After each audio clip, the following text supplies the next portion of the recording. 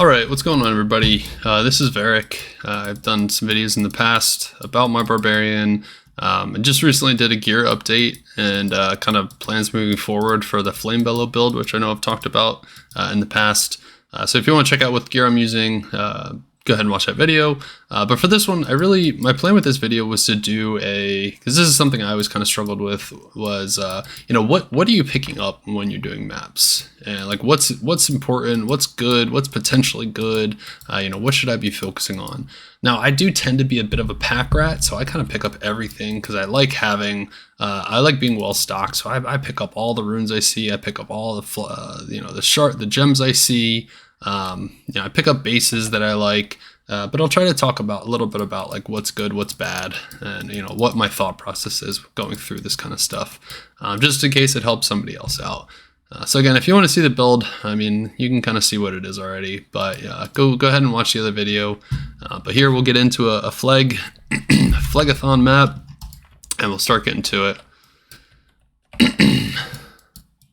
All right, so we'll get into it. Again, you're going to see me do a lot more.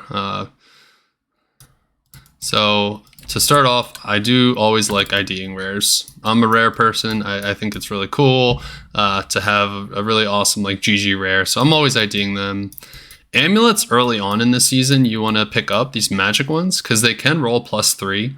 Even though now, even now you can get like a +3 passive in magic for an Amazon that you can slam for like +1 skills. So that's a +4 passive in magic that those summons on are really going to like, or any kind of summoners really like plus to skills. They don't need much else.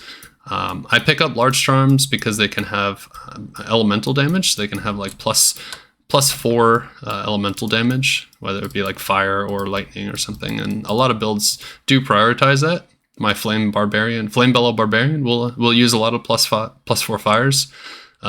Again, like I said, pack rat, so I pick up all runes, both 10 higher and 10 lower. What I mean by 10 higher, there's runes Thul and higher are runes that can be used for re-rolling maps or making maps. Anything lower is really just for like crafting. There are some 10 higher runes that can be used for crafting, but like I said, I pick up everything because it all has a use. Unraveler Head, I don't really pick that up anymore. Kind of really hard to beat out a lot of the unique offhands that necromancers can use. Again, early on you can pick up some socketed gear. As of right now, because we're kind of later in the season, I'm only really picking it up if it has like enhanced durability or enhanced damage, like the superior kind of stuff. But otherwise I'll leave it on the ground. Thing to note, when armor is superior and it has like enhanced defense, it rolls maximum defense. So you'll notice that a lot of armors, if they don't have superior, if they're just regular armors of the same kind, can vary in their defense. So you can have like a sacred armor can have like 400 defense or like 500 defense or something like that. Might not be the right numbers, but when it's superior, it will always roll the max defense, and then depending on whatever the enhanced defense is, plus that. So I'm picking up gems as well. Like I said, always materials. I'm a big material guy, so I like having them. You can also sell materials like stacks of 50, not flawless, but stacks of 50 perfect, or stacks of 50 of like runes. You can definitely have. And jewels, obviously, you're picking up. I'm going to leave that breastplate on the ground because that really doesn't have much potential. It's not really slam worthy. Someone could say like low level duel. I'm not really in the market for low level dueling. That's usually dueling below level 29. So you'll see a lot of people using that low stuff. But again, that's not really a market I float around in, so I'm not too worried about it. Moving through.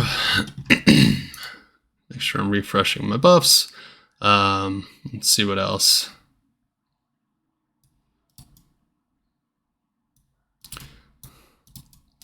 One thing to consider is, as you gear up more and as you start not needing that lower stuff, that lower end stuff, you're probably not going to pick up quite as much, and you're going to find that like as you're stronger, you're taking a lot of time out of your clear speed when you're picking up a lot. So I know I could be clearing maps a lot quicker than I do. But again, I like to pick up stuff. It's fun for me, so I do it. I like to loot chests. I've gotten enough amazing stuff from chests at this point that I do like to grab them if they're in my way. I also kind of ID on the go. It's easy enough for me to just ID it real quick and drop it on the ground. You saw I picked up that rare chest. I did do a video on rares. So if you want to know my kind of thought process behind picking up and IDing rares, what to keep, what to throw down, go ahead and watch that video. So we got a lot of stuff here, right? That's pretty much it. Nothing else I see that's really useful. Just that.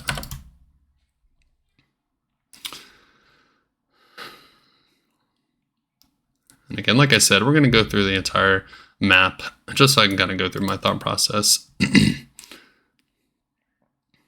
River of Blood, we definitely picked that up. So River of Blood is a pretty awesome map, depending on the build. I didn't mean to pick that up. Depending on the build, certain range classes really like River of Blood. Amazons used to love River of Blood because there's no, you can shoot between platforms a lot. Like when you're going through it, you can shoot stuff that can't really hit you, attack you. I'm always picking up bows, like I said, because they can roll some pretty high ED. Definitely pick that up. So that's one of your diadems, circlets kind of deal. And that's diadems the highest it can get. So you want the diadem. That can roll some pretty serious stats. And some people may not know this, but you can actually re-roll diadems. It takes 6 perfect skulls, so it's definitely expensive to do so, but you can re-roll them. The reason you want to re-roll diadems specifically is because every time you re-roll a circuit or an item, I think any item, but maybe might just be diadems, it loses item level. So you start to lose the ability. It can only roll certain like big stats at a higher item level. So as you continue to re-roll it, it kind of loses its ability to do that. So that's why you really want to re-roll these diadems because you can get a lot more re-rolls in them. I know that was an LOD thing, whether or not it's I've just been dumping these IS-trolls into this. So there you go, buddy. All right. So like I said, I do ID this stuff on the fly. It really slows down my clear speed, but whatever.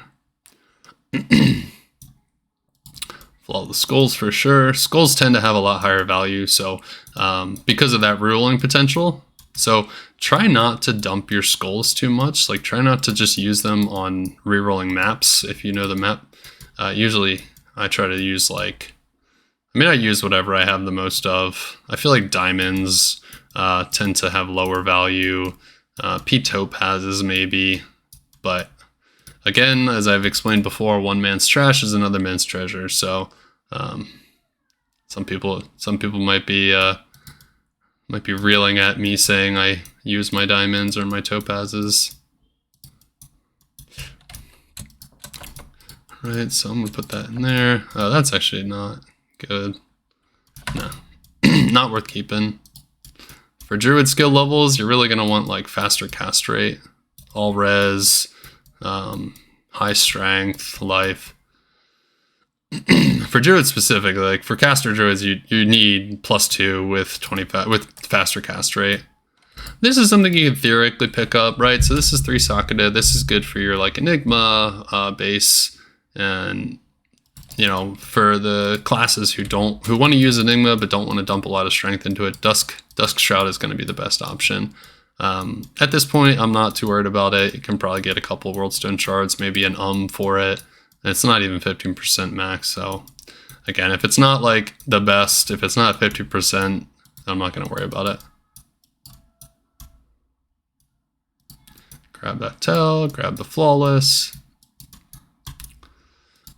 Always pick up gems. Always pick, jewels. Always pick up jewels. They always have the potential to be like amazing, right?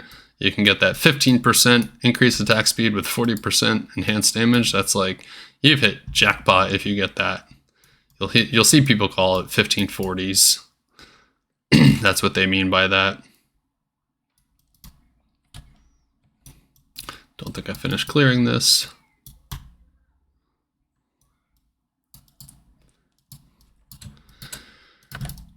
So again, people are going to watch this and think like, holy crap, this guy has terrible efficiency. I'm purposely kind of taking my time and picking up stuff and trying to explain why I'm picking it up. So I wouldn't normally go this slow, but I still do. You know, when I'm just sort of casually playing, I'm not looking for those like 7-minute clear speed maps. You know, I don't really care enough. And don't let those people make you feel like your build isn't good enough. Like if you feel like you're clearing at a pretty good rate and you're having fun, that's really all that matters. So, you know, don't worry about when people are saying their clear speeds are insane and you don't feel like you're matching up to that. You know, when they're doing these, they're not stopping to pick stuff up. They're not stopping to empty their stash out or identify stuff. They're really just running through it as quickly as possible. And then usually they're going back to go pick up stuff afterwards. So again, don't try to worry too much about what those people are doing, the map clear speeds. I'll also try to explain like why my loot filter is telling to pick up certain stuff, right? So you see that Eth harpoon. A lot of times you'll see that on the loot filters because you can actually slam that with a worldstone shard and it'll automatically turn into a rare because there's nothing that a harpoon can brick into. So it'll just immediately brick into a rare. So if you have an Eth white harpoon, you immediately give yourself the chance of rolling a nice Eth rare harpoon. So I don't choose to do that, but if you have worldstone shards to kill and you're trying to gear up a thrower, then yeah, go for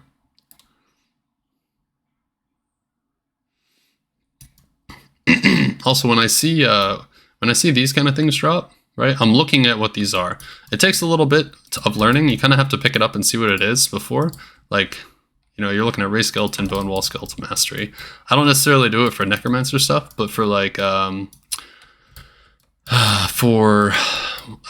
Barbarian helmets, I'll definitely do it for. Because if you get like a +3 war cry, +3, you know, battle orders, +3 something else, that's really good. Or like druid helmets, if you get like, you know, for a summoner, if you get like +3 grizzly, +3 wolf, you know, a lot of things that they're gonna all use. You can turn that into something really nice. I think it's called Delirium is the rune word you can make, which I think it gives +2 skills. So you're essentially making a +5 helmet just by looking around and picking those up. So always try to think about what you see. When you see like +3, +3, +3, it's definitely worth at least like taking a look at and, you know, seeing what they are. My shouts are gone again.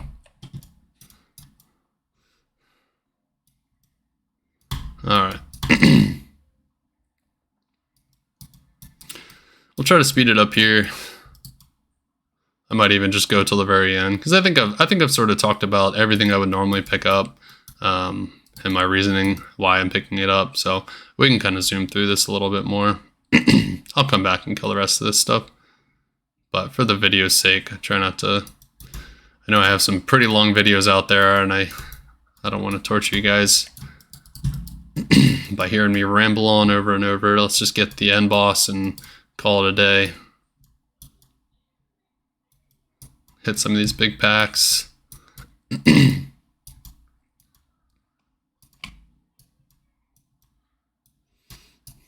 Monarchs are good. You can pick up 4-socketed Monarchs earlier on, not necessarily now.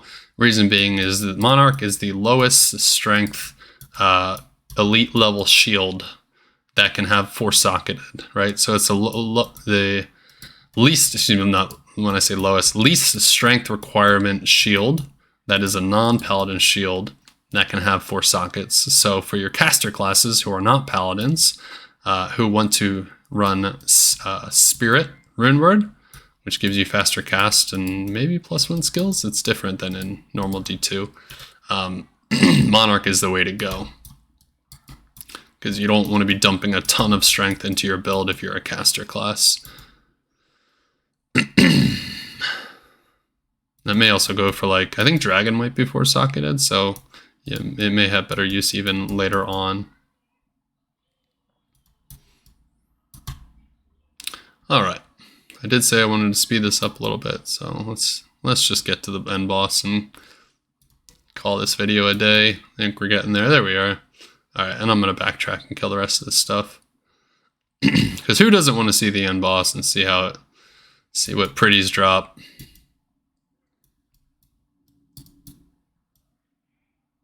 I also pick up all my maps. I don't leave maps on the ground just because you can eventually trade maps if you get, especially now that you can stack them.